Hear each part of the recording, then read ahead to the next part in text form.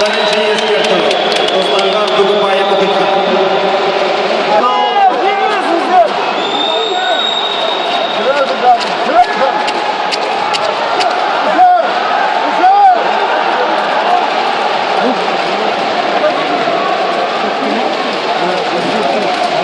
Eskirtib o'qitdi. Dugubayev Ruslanjon esir tegizdi. Ko'p deb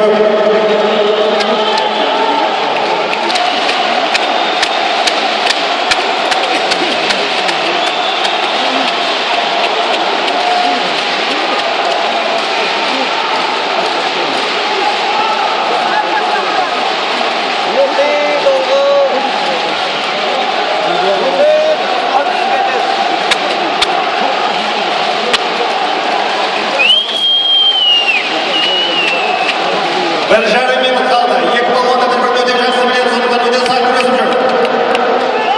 Кәне, мүмкін біз қолдасақ, белсенділік тапты.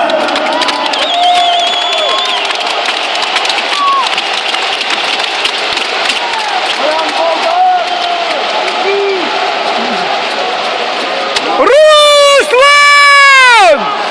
Algan! Ruslan istedi.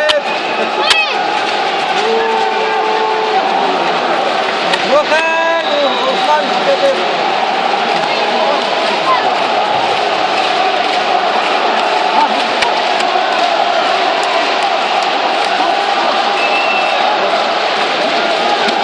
Soğuğa 50 sekund kaldı. Esir tengede. Köp deb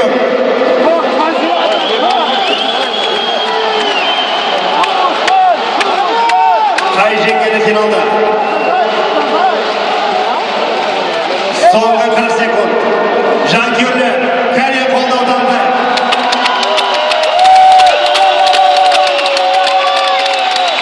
So'nggi 30 sekund.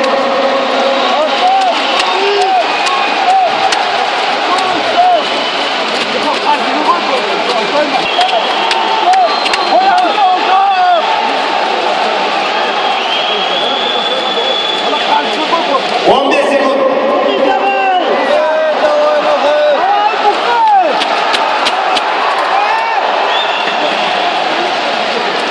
Жеті жарым секунд қана қалды. Есеп теңгеде.